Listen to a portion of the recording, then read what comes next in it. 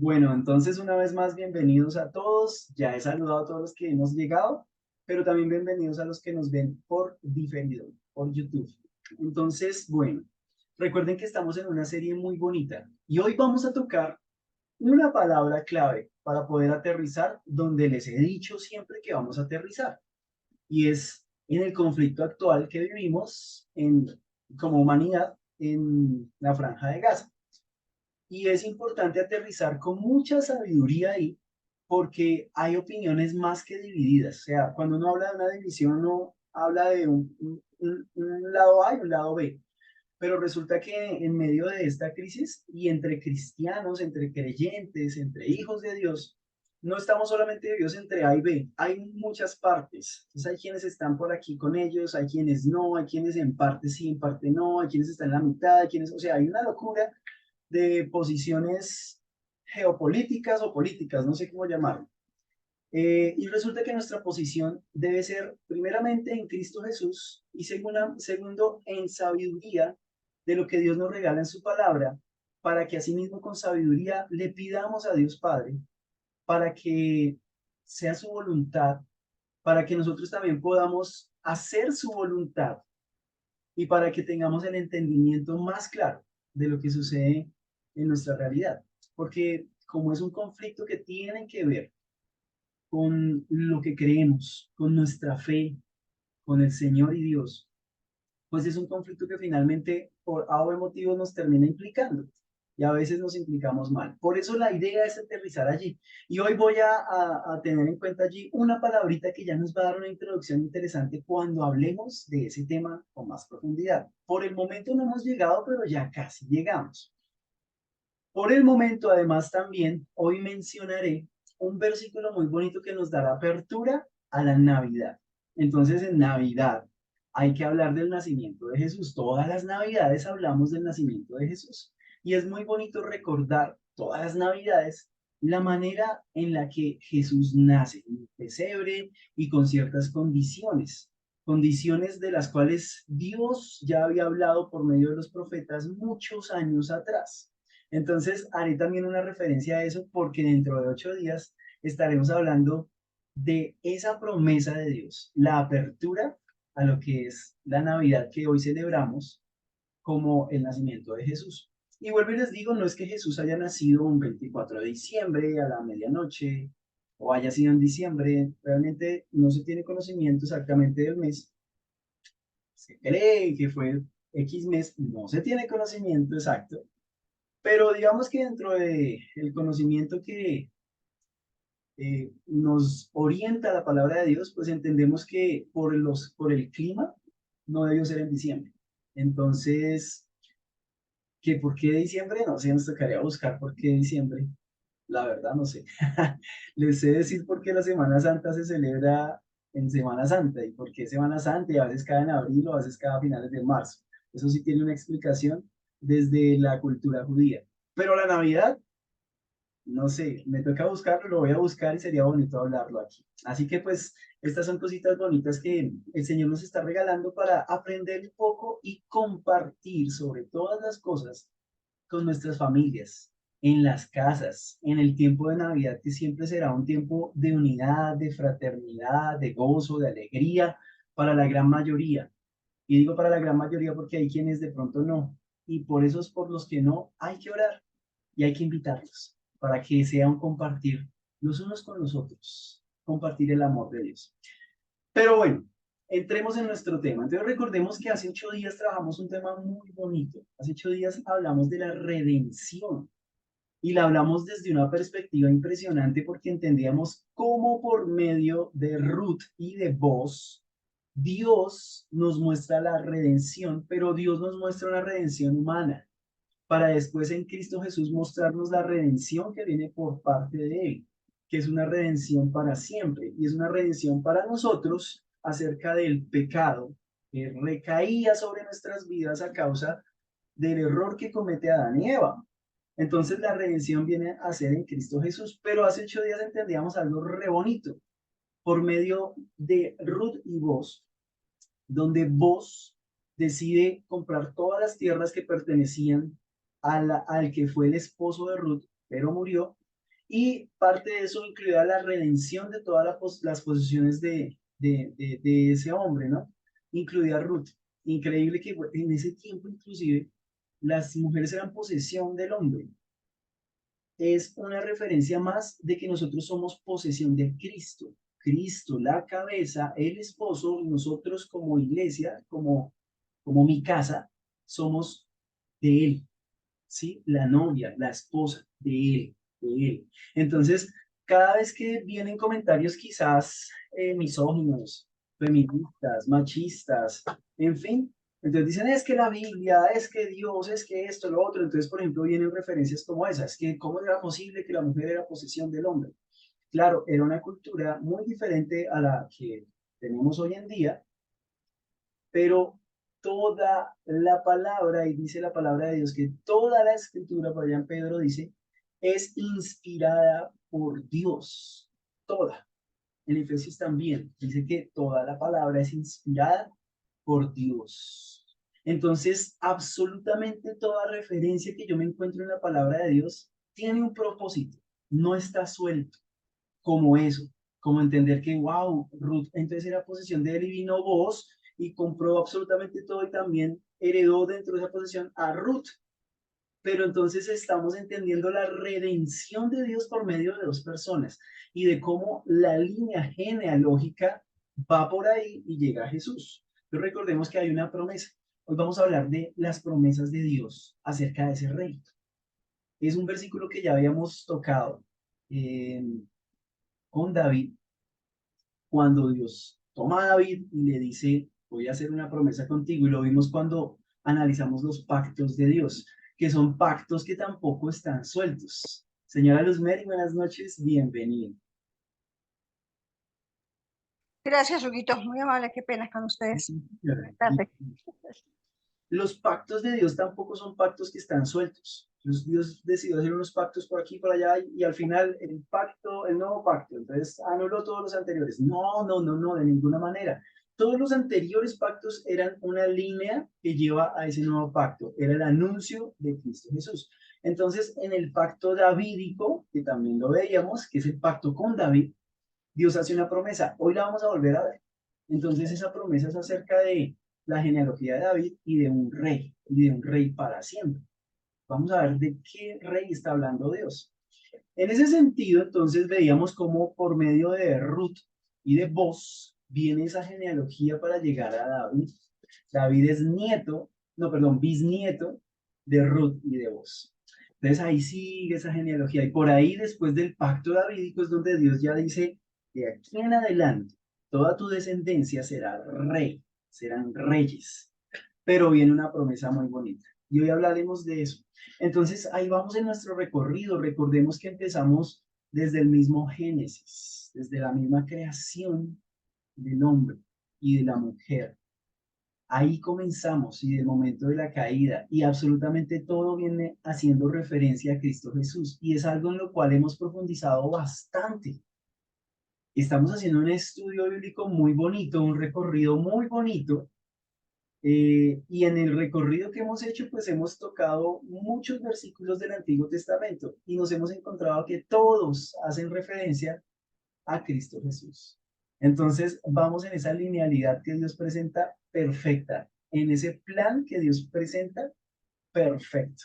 Y ahí vamos. Entonces, el día de hoy hablaremos del rey prometido. Y dentro de 8 días hablaremos de ese rey prometido, el momento de su nacimiento en Belén. Pero pues toquemos el tema de hoy. El tema de hoy entonces es ese rey prometido. Nos vamos a ir a primer libro de Crónicas. Ok.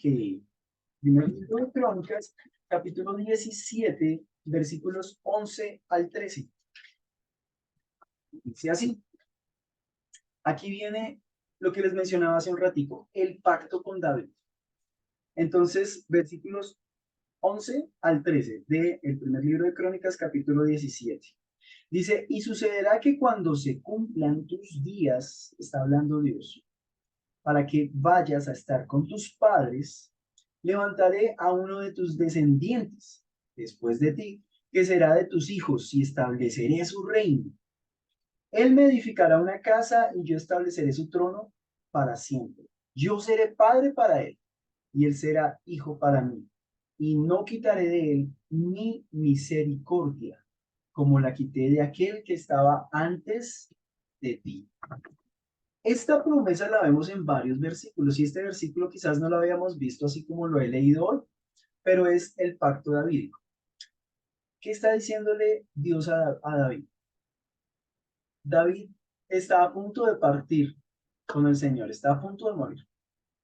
Y David le dice, yo quiero hacer tu casa, yo quiero hacer el templo en el cual habites tú. Recordemos que hay una referencia directa a lo que era el tabernáculo. Entonces el tabernáculo era un lugar especial donde estaba el sacerdote, donde había unos utensilios muy importantes para lo que sería, digamos que toda la simbología de, ¿cómo llamarlo? Como no sé cómo llamarlo, como el ritual religioso, aunque no me gusta esa palabra, como la ceremonia religiosa en cuanto a los sacrificios, el cumplimiento de la ley, las fiestas. Entonces, para eso estaba el sacerdote siempre era quien encabezaba esas celebraciones. Por ejemplo, dentro de esas celebraciones está, celebración me gusta más que ritual, las celebraciones que Dios estableció. Dentro de esas celebraciones, por ejemplo, estaba la Pascua. Entonces, la Pascua era una celebración bien especial y el momento final de la Pascua pues era reunidos. Pero mientras tanto la Pascua era en cada casa, ¿no? David dice, yo quiero edificar tu templo, un lugar grande donde todo esté organizado para ti. Y Dios le dice, no, no señor, no serás tú, no puedes. Y ahí viene la promesa, dice, yo levantaré un rey de tu descendencia. Y ahí entonces para esa primera parte. Ahí para en seco, porque entonces ahí entonces entendemos que sí, Dios le promete algo a David. Dentro de eso que le está diciendo, aquí en el versículo 11, hay encerradas muchas cosas. Entonces, y sucederá que cuando se cumplan tus días para que vayas a estar con tus padres, levantaré a uno de tus descendientes. Está hablando de Salomón. Después de ti, ¿qué será de tus hijos? Y estableceré su reino. Perfecto. Ahí está. Y acerca de la pregunta de David, pues ahí le está respondiendo esa pregunta. Le está diciendo, yo levantaré de tus hijos la descendencia de reyes. Y de tus hijos será él el que construya o el que edifique un lugar para mí. Claro, ese era Salomón. Pero el cambio es drástico en cuanto a lo que viene en el versículo 12 y 13, porque en el 12 y 13 ya no se refiere a Jacob. Si leemos linealmente parecería, pero no. Miren lo que dice. Él me edificará una casa y yo estableceré su trono para siempre. Para siempre. Luego el trono de Jacob permanece aún. No, se acabó. Pero el reino que permanece hoy y permanecerá para siempre es el reino de Dios por medio de su Hijo Jesús, quien fue enviado para ser rey. Y como rey, ¿qué tipo de rey es Jesús entonces? Versículo 13, yo seré padre para él y él será hijo para mí, y no quitaré de él mi misericordia, como la quité de aquel que estaba antes de ti. Eso es una promesa enorme y una vez más le está apuntando ¿a quién? A Cristo Jesús. Entonces, por ahí va esa promesa. Ahora, hablemos un poquito de Jacob, porque digamos que aquí vamos a pegar un gran salto. Nos vamos a ir ya, o sea, vamos a ir llegando ya a Jesús y lo que representa a Jesús en nuestras vidas, pero también en la humanidad. Las promesas de Jesús, los diálogos de Jesús. Hoy veremos ese diálogo con Pilato. ¿Qué pasó con Pilato? Pilato era un representante del sistema, del poder, del gobierno. ¿Qué pasó en esa conversación de Jesús y Pilato? Porque es una conversación, humanamente hablando, profundamente filosófica, pero espiritualmente hablando, una conversación que nos regala a nosotros libertad, libertad en el espíritu, la libertad que solamente nos podía dar Dios. Y si yo les hablo de libertad, pues yo tengo que decirles que con Salomón el pueblo no tuvo libertad. Entonces, sí, entendemos que Salomón fue un rey que edificó la casa de Dios, que escribió algunos salmos, que escribió los proverbios, que escribió Cantar de los Cantares, bueno, eh, un rey usado por Dios, pero fue un rey que si lo analizamos desde su parte humana, le falló también mucho a Dios. Así como David le falló a Dios, bueno, Salomón quizás le falló un poco más, y les voy a decir por qué más. Porque Salomón sí decidió erigir, decidió levantar altares a dioses ajenos, cosa que David nunca permitió. Por eso David era un hombre conforme al corazón de Dios. David no se apartó de su Dios. David no se entregó a otros dioses, cosa que pasó con muchos reyes de ahí en adelante. Y por eso les digo que vamos a pegar un salto, porque si nos quedamos analizando cada rey, pues vamos a encontrarnos algo muy repetitivo, que la gran mayoría de los reyes, la gran mayoría, les digo casi todos, los que se salvan son como tres nomás, casi todos, voy a tenerles para la próxima el dato de cuántos reyes agradaron a Dios en cuanto a hacer las cosas bien para Él, en cuanto a no darse a otros dioses, porque fue la gran mayoría, si no estoy mal, fueron tres, de pronto fueron dos, creo que fueron tres, pero dentro de ocho ya se los diré. Mientras tanto, entender que, pues imagínense, o sea, desde el tiempo de David hasta el tiempo de Jesús, hubo muchos, pero muchos reyes que hicieron lo malo delante de Dios. Y ahí hablamos de reyes hasta el tiempo de Babilonia, más o menos. Y después, posteriormente a Babilonia, también son nombrados otros reyes. Y siguieron haciendo lo malo, siguieron torciéndose, ¿sí? Y Salomón no es la excepción. Entonces, digamos que entre esos tres que intentaron hacer las cosas bien para el Señor, no está Salomón. A pesar de que Salomón escribe los proverbios, sabiduría de Dios. Los proverbios en algunas Biblias se llaman proverbios y en otras Biblias se llama. Ah, no, mentiras, es otro libro, estoy confundido. No voy a decir nada, olviden lo que acaba de decir. Eh, lo que pasa es que los proverbios sí refieren a lo que es la sabiduría de parte de Dios para nosotros. Y en uno de los proverbios dice, si estás falto de sabiduría, pídela al Señor, pídela a Dios. Porque en los proverbios nos encontramos eso, nos encontramos esa sabiduría que Dios le entregó a Salomón plasmada en su palabra. Es bonito leer los proverbios, es muy bonito. Y ahí una vez más la recomendación que les hacemos junto con Pau, lean los proverbios. Es bonito leer los proverbios diariamente. Entonces recuerden que siempre les decimos, por ejemplo, hoy es 22 del mes 11, ¿no es cierto? Entonces, por ejemplo, mañana interesante sería coger el proverbio 11 y leer el versículo 23. O coger el proverbio 11 y leerlo todo, no sé. En fin, o sea, uno lo organiza según los meses y coincide casi todo el año. Es bonito, es muy bonito. Entonces es profundizar en la palabra de Dios. Pero curiosamente uno dice, wow, ese hombre inspirado por Dios, qué gran hombre debió ser. Y sí, cuando fue inspirado por Dios, fue un gran hombre que agradó a Dios. Pero mientras no fue inspirado por Dios, mientras caminó en sus fuerzas, en su humanidad, hizo todo lo contrario a lo que a Dios le agrada. Y eso es delicado. Entonces uno dice, bueno, pero entonces espere un momento. Esta promesa está hablando de que Dios va a establecer un reino y de que derramará su misericordia de ahí en adelante. Entonces era Salomón o no, porque pues, claro, el pueblo fue esclavizado y una de las muestras de que el pueblo no estuvo contento con el gobierno de Salomón es que cuando Salomón muere, el pueblo, de hecho el pueblo se divide antes de que Salomón muera. David entrega un reino unificado, pero después de David vuelve y se separa, porque el pueblo estaba separado en Israel y Judá. Y el pueblo una vez más se separa después de David.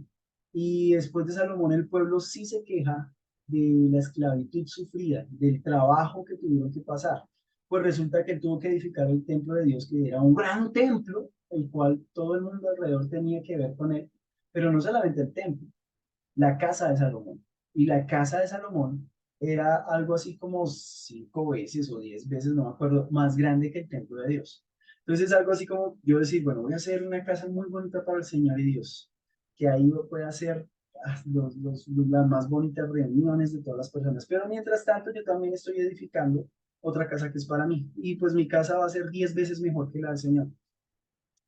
¿Sí me entienden? Esa es la parte humana donde uno dice, ¿qué le pasó a Salomón? Y de todas formas hubo prosperidad, sí, impresionante, porque Dios le dio esa sabiduría para tener un reino impresionante. Era un reino impresionante en la época. Pero bueno, es la muestra de que el plan de Dios continuaba y que Salomón no era esa promesa de Dios acerca de un rey donde su reinado sería perpetuo. Ese no era, continuaba. Entonces, miremos promesas que hacen referencia a ese rey. Vayámonos a Isaías capítulo 1, versículos 27 al 28.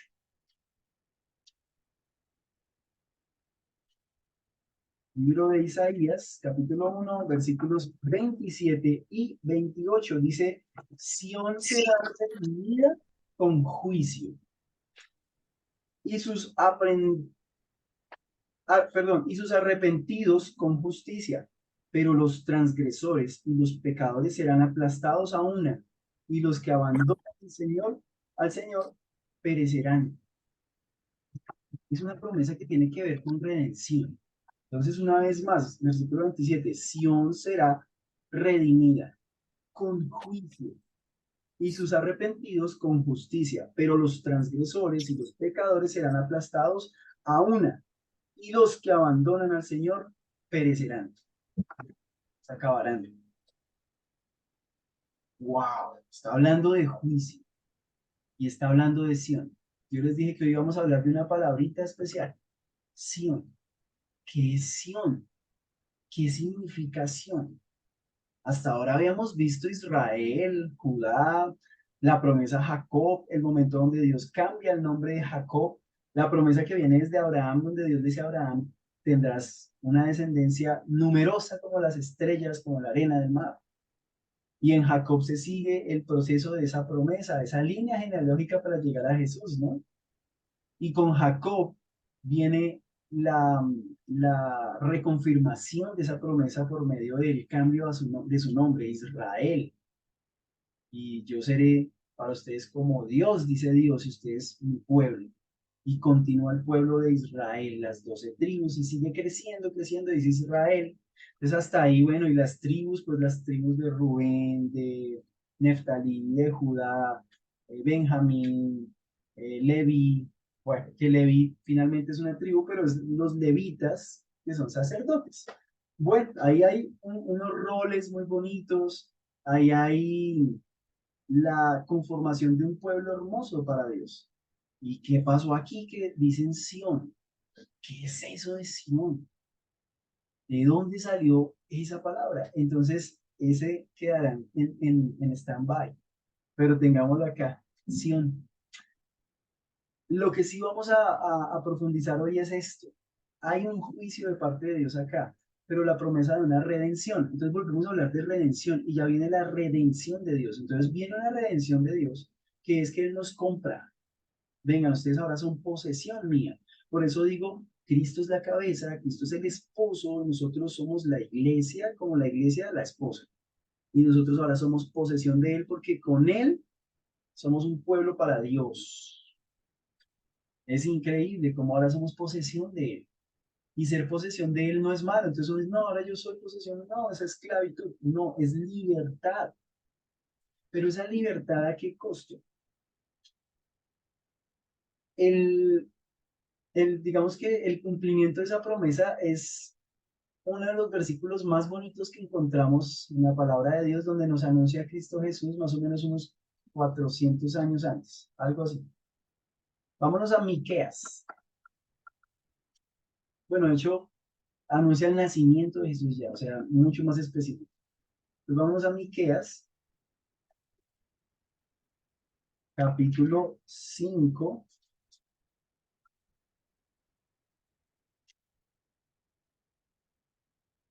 versículos 2 al 6. Dice así.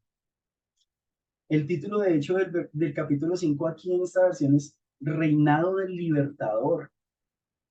¡Wow! Entonces, redención también tiene que ver con libertador, el que te lleva a libertad. Bien, versículos 2 al 6. Pero tú, Belén Efrata, aunque eres pequeña entre las familias de Judá, de ti me saldrá el que ha de ser gobernante de Israel. Ok, la promesa ya ahí es mucho más clara, muchísimo más clara. Y si está hablando del reinado de un libertador, es que ese juicio se acerca. El juicio del que encontrábamos por allá en Isaías. Yo estoy tomando 2 versículos apenas de muchos que hay. Hay muchas referencias a lo que estamos hablando hoy, de lo que Dios más bien nos está hablando hoy. Y aquí está diciendo que Belén, acá lo llama Belén Efrata, Belén, es pequeñita entre las tribus de Judá. Hagan de cuenta Cundinamarca. Aquí cerca de Zipaquirá hay un pueblito que se llama Cogua. Bueno, uno ve el mapa de Cundinamarca y de pronto Cogua no nos sirve de ejemplo, porque Cogua es grandísimo. Cogua incluye la represa del Neusa. Entonces, si conocen la represa del Neusa, eso es bien lejos y eso es muy grande y todo ese sector, todo eso es Cogua. Entonces, Cogua de pronto no nos sirve. Lo que pasa es que el casco urbano de Cogua es chiquitito. Entonces, de pronto nos sirve como el casco urbano. Entonces, hagamos de cuenta que Cundinamarca es como Judá. Y Judá es un lugar, ¿no? Y ahí hay muchos municipios. Bueno, Belén era un municipio, era un pequeño barrio, podríamos llamarlo, un municipio, de Judá, y era muy chiquito, y era pobre, era chiquita. Bueno, Dios está diciendo que ahí en Belén van a ser el que va a libertar a Israel, el que será rey. Dice, de ti me saldrá el que ha de ser gobernante en Israel.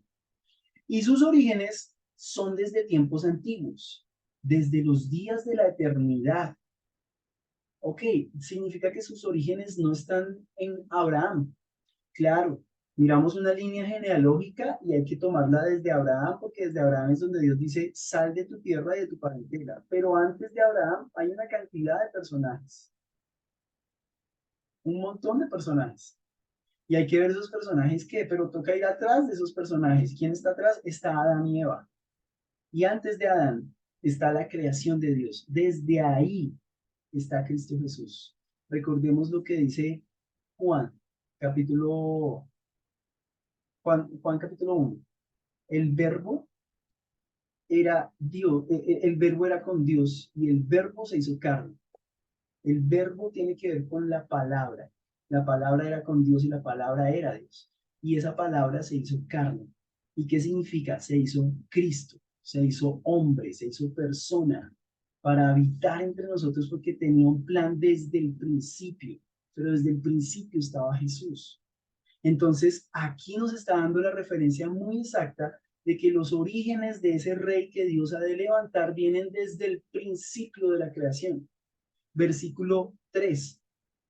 Por tanto, él los abandonará hasta el tiempo en que dé a luz la que ha de dar a luz. Entonces el resto de sus hermanos volverá a los hijos de Israel y él se afirmará y pastoreará su rebaño con el poder del Señor, con la majestad del nombre del Señor su Dios. Y permanecerán porque en aquel tiempo él será engrandecido hasta los confines de la tierra y él será nuestra paz.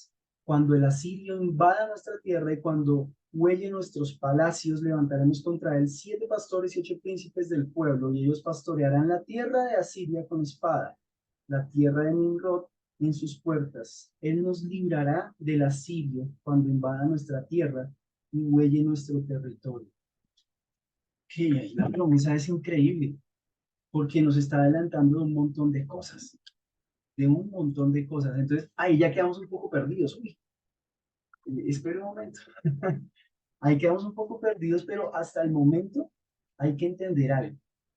Primero, la promesa más bonita de todas está allí en el versículo 2 donde dice, de ti, Belén, de ti va a salir el libertador. Belén, tú que eres parte de Judá.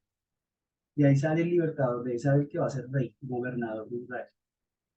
¿Y desde dónde viene él? Desde la eternidad está dispuesto. Desde la eternidad. Y después dice que nos dejará por un tiempo. Y, ok, el plan de redención, el plan de la cruz, el plan de Dios acerca de el perdón del pecado por medio de la muerte del inocente, de la muerte de alguien que es rey, que es el rey prometido. Entonces ahí es donde Israel, como pueblo, en algún momento perdió el enfoque y pensó que ese rey los libertaría en la vida real, en carne y hueso. Bien, aquí hay dos versículos que hoy trabajaremos para poder entender que el reino de Dios, que Jesucristo vino a establecer, no es de este mundo. Mateo capítulo 25.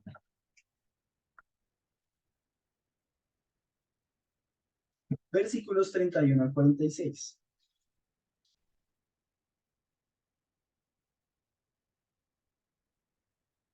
El juicio final.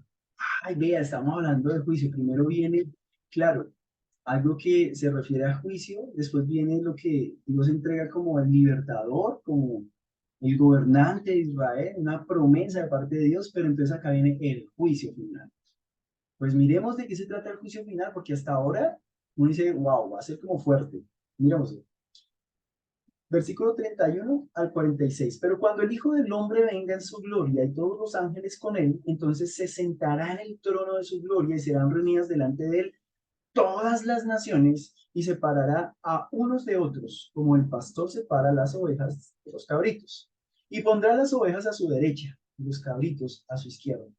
Entonces el rey dirá a los de su derecha, venid benditos de mi Padre, heredad del reino preparado para vosotros desde la fundación del mundo, desde el principio de los tiempos, porque tuve hambre y me diste de comer, tuve sed y me diste de beber, fui forastero y me recibiste, estaba desnudo y me vestiste, enfermo y me visitaste, en la cárcel y vinisteis a mí.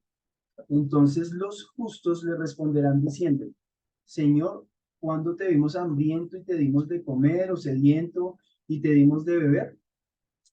¿Y cuándo te vimos forastero y te recibimos, o desnudo y te vestimos? ¿Y cuándo te vimos enfermo o en la cárcel y vinimos a ti?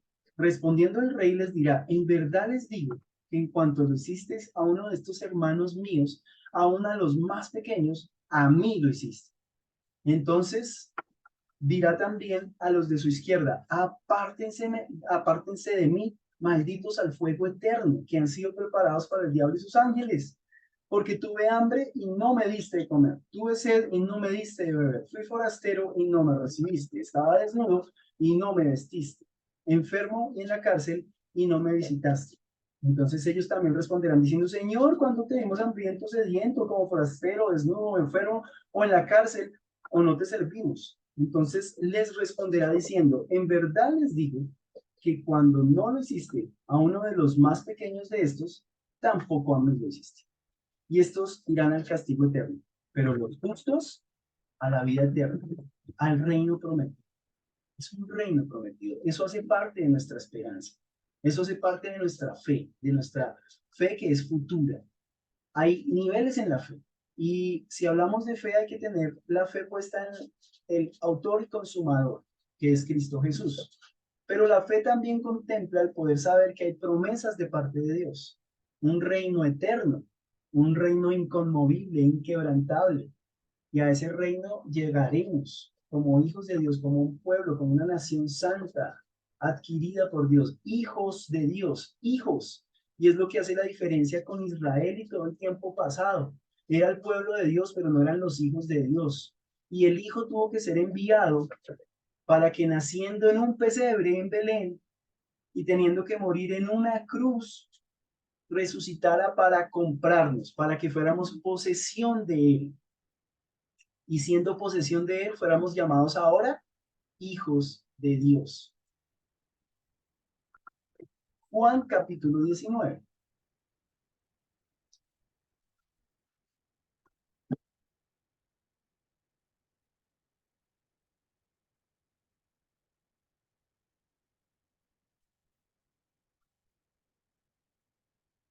Bueno, después de que los judíos ya entregaron a Jesús y lo quieren crucificado, él está en una charla ahí con Pilato, pero el momento es cuando ellos vuelven a entrar al pretorio. El lugar ahí, como la sala ahí principal, eso tiene un significado a nivel gubernamental. Él entra ahí con Pilato, Jesús. Entonces dice de la siguiente manera. Entonces Pilato cuando vio estas palabras, bueno, versículo 9. ¿Listo? Entonces, capítulo 19 de Juan, versículo 9. Entró de nuevo al pretorio y dijo a Jesús, ¿de dónde eres tú? Pero Jesús no le dio respuesta. Pilato entonces le dijo, ¿a mí no me hablas? ¿No sabes que tengo autoridad para soltarte, que tengo autoridad para crucificarte? Jesús respondió, ninguna autoridad tendrás sobre mí si no se te hubiera dado de arriba. Por eso el que me entregó a ti tiene mayor pecado. Como resultado de esto, Pilato procuraba soltarle, pero los judíos gritaron diciendo, si sueltas a este, no eres amigo del César. Todo el que se hace rey se opone al César. Entonces Pilato, cuando oyó estas palabras, sacó afuera a Jesús, se sentó en el tribunal en un lugar llamado el Empedrado y en hebreo, Gabata. Y era el día de la preparación para la Pascua. Era como la hora sexta y Pilato dijo a los judíos, he aquí vuestro rey. Y entonces ahí es cuando ellos eligen, ¿no? Porque era parte de la tradición, que eligieran a qué preso liberar. La charla de Jesús con Pilato es muy interesante, porque Jesús está mostrando que él tiene aún mayor autoridad, porque él ha sido enviado por alguien mayor que Pilato, pero que él está sencillamente sujeto porque lo entregaron para que fuera eh, no solamente apresado, sino condenado a morir en una cruz. Y ahí es donde entendemos algo, mis amados.